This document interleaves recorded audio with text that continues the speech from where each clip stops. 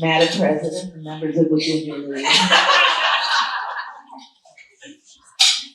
I don't know what makes me sadder, the death of Queen Elizabeth or the Husker defense. My name is Mary Creighton McDermott Maxwell. When I was little, I thought that middle initial C meant I was named after buildings at 24th in California. So I told all my friends at school that the C stood for Catherine. My grandmother was not amused when she found out. I have learned over the years that there are two things most people want to know about you, but are far too polite to ask. So let's get that out of the way. I'm 85 years old, and I weigh 129 pounds. Like all of you, I survived the pandemic, at least so far. And in spite of a seemingly endless number of Hallmark movies with the same plot, I suppose this isn't politically correct, but I couldn't help noticing that when this blasted pandemic started, all the available face masks seemed to be made in China. How ironic is that? I have not had COVID. I think it's because I've been very cautious. I've had 3 boosters, but more importantly, I have a long association with an elixir, not a huge amount, just enough to ward off illness and disease, and possibly their symptoms. It's called bourbon. One fun pandemic thing was that I got invited to a virtual tea. It was called a quarantine.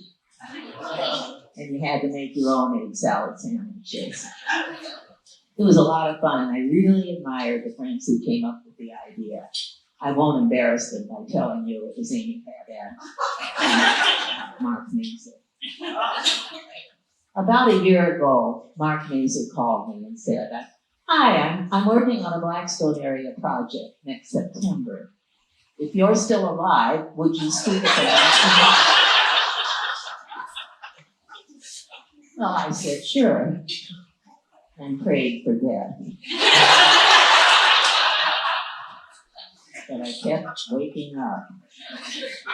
So here we are. And I want to thank Kate Graybill and my friend and fellow Cathedral Choir alto member, Chris Gerber, for all your help in pulling this off today. The Blackstone Hotel loomed large in my early life. The Blackstone, of course, is the revered ancestor to the Cottonwood. My Uncle Ed and my paternal grandmother lived right down 36th Street. And Uncle Ed would take us to lunch in the coffee shop and then let us play upstairs here in the penthouse ballroom. Ed Schimmel, the general manager, used to tear up when he saw us coming. But he tolerated us. We loved it, and I don't think we ever did any real damage, except to each other. Many of us have memories of Junior League meetings held in this ballroom. One restroom was available after the meeting. That made it a case of survival of the fittest. There were 2 stalls in the ladies' room. When the meeting was over, veterans knew the smart move was to get in an elevator quickly and punch in a lower floor where restrooms were available. It was usually the provisionals who felt they had no recourse but to stand in line. The main dining room was off the main lobby and was called the Orleans Room. Governor was the maitre d' and ruled the elegant Orleans Room with a gentle fist. He was a tall, handsome, soft-spoken black man with more dignity in his little finger than I have in my whole body. If Governor called you by name, you were the envy of other diners. He actually called me by my sister's name, but that was close enough. Lots of important people lived in the Blackstone Hotel. among them Fred and Catherine Beacons, as in Beacons Man in Storage, whose daughter Marcia was Queen of Exarban in 1951, which I understand was a great honor and lots of fun. I wouldn't know, since this is the 64th consecutive year that I have not been the Queen of Exarban. I am related to royalty. My grandfather, mother, and father all reigned. In fact, Marcia Beacons King was my father, J. Francis McDermott. I spent the early years of my life at 504 South 37th Avenue. It was the home of my grandmother, Emma Creighton Nash. Here's the pedigree if anybody cares. Her father was John D. Creighton, son of Francis Creighton, who was brother to Edward and John A. All of the Creighton descendants in Omaha, and there are hundreds of us, are descended from Edward and John A.'s siblings. Sadly, but not surprisingly in those days, none of Edward and John A.'s children survived childhood. Nowadays, the local rich are spread out in the Sanctuary, Linden Estates, Regency, Fair Acres, and the like. In the early 20th century, the rich lived in what was called the Gold Coast. We had moved into my grandmother's house because my sister and Emmy and I were both hospitalized with polio, and our brand new baby brother was suffering from something, nobody knew what it was, that prevented digestion. We all survived, thanks to Dr. J. Harry Murphy and the Sister Kenny polio treatment program. Some of you may remember that. My Uncle Fred lived on the 3rd floor of the house. Emmy called him Uncle Dodo. He was a great favorite of ours. He was expelled from quite a few Ivy League schools. He was expelled from Yale twice. We thought that was fabulous. Now, the house had belonged to the Cudahy family of meatpacking chain, and it was really big. It was designed by Thomas Kimball, the architect of the Offutt House, which was a smaller version of the Cudahy House, and the architect of St. Cecilia's Cathedral. There were fireplaces in most of the rooms and radiators with steam everywhere. There was a sauna and a ballroom on the 3rd floor, and a grand staircase started up the north wall and divided itself on the way to the 2nd floor, where there were 3 bathrooms and 4 bedrooms and a lot of maid quarters and a large reception area. The main bathroom was full of subway tile and featured a tub that was large enough that I learned how to swim in it. One of my earliest memories of living at 504 was my sister Emmy playing in the front yard and yelling across the street to the Hosford's chauffeur, "James, what doing?" I think she had a huge crush on James. He had the patience of Job, even though I think she terrified him. The air conditioning consisted of fans in the basement which blew over huge blocks of ice into a chute with vents leading upstairs into the house. It was an ingenious idea. It's too bad it didn't work.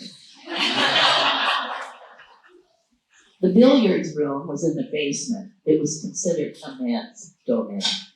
I suppose it would be called a man cave today. Actually, I never saw it. I just heard about it. Everybody spoke about the billiards room in hushed tones. It was sort of like the old Exarban den shows. You knew people frequented the billiards room and the den shows, but a lady never openly acknowledged either one.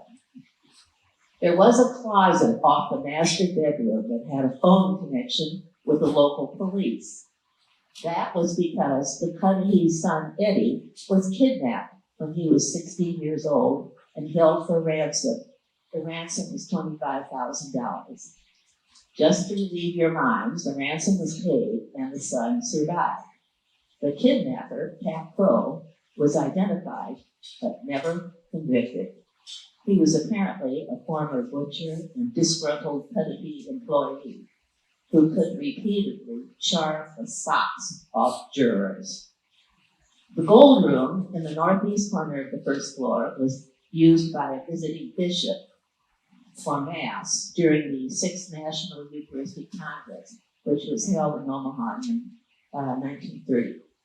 The room was very elegant with lots of gold and satin furnishings, along with gilded walls and ceiling. I was not allowed in it. Neither was Emmy. We could stand in the doorway and look.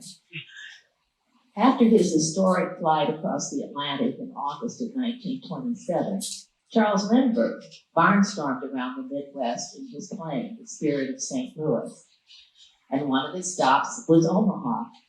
A parade of cars met him, and he was directed to one of the cars to be chauffeured around town and past the estimated 250,000 people who turned out to greet him.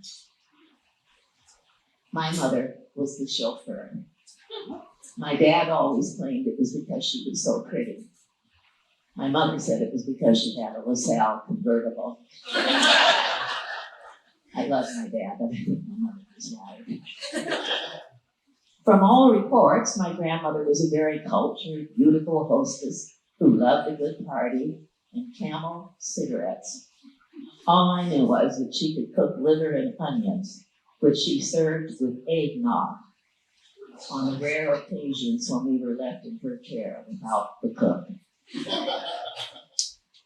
We had kind of a rocky relationship. She told my mother that I was flighty because I never finished a piece on the piano if I made a mistake. She was right.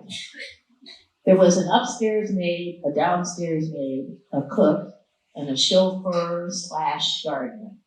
Non-resident help included a laundress, a seamstress, and the Iceman, who did indeed come.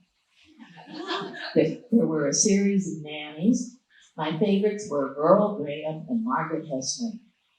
That may sound like a lot of help, but actually, my kids grew up with the same household staff, except that the numbers were reduced. Actually, the staff was me. The neighborhood was full of stellar Omahans. Louis Nash and W.D. Hosford lived across the street. We called the Hosfords Aunt Mandy and Uncle Willard. Aunt Mandy was a McShane, as in Patty McShane Bradford, and related, but not an aunt. Their son, Bill Hosford, became my godfather. The Tom Davis family lived across the street and 2 doors to the south.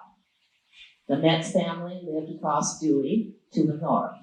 Barkers lived around the corner.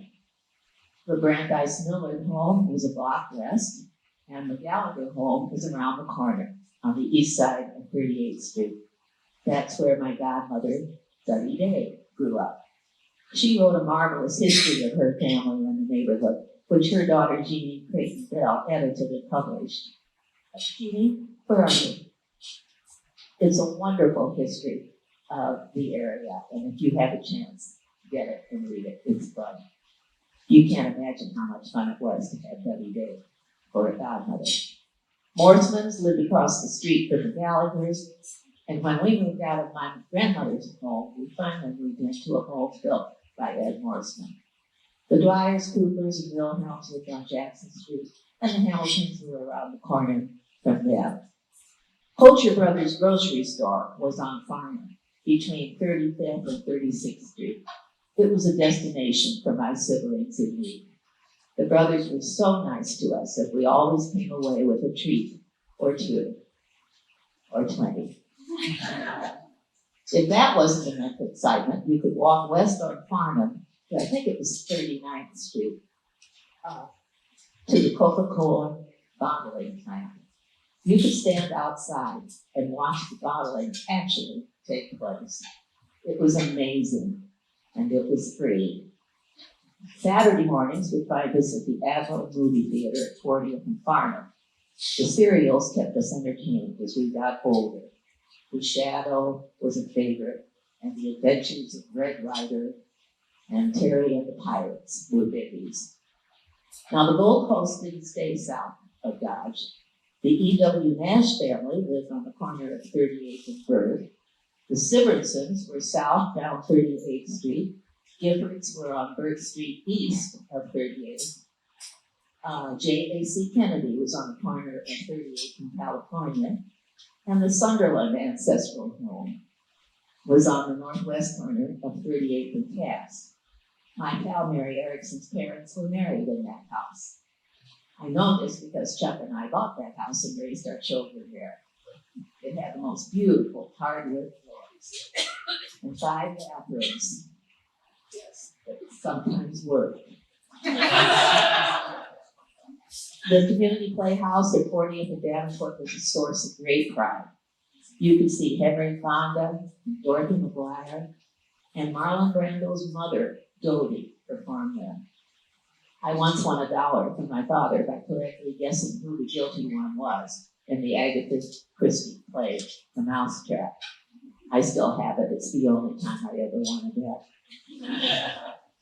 Henry Fonda lived in the neighborhood, and he had a sister named Prudence. She was a friend of Mom's, and Prudence married a man named Peacock. We all thought Prudence Peacock was the best name ever.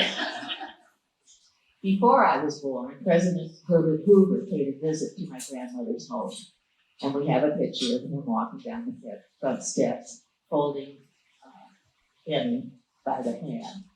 I think Emmy was 2 years old at the time, and completely unimpressed with the President of the United States, because the Hosford chauffeur James was outside shoveling snow, and she saw it.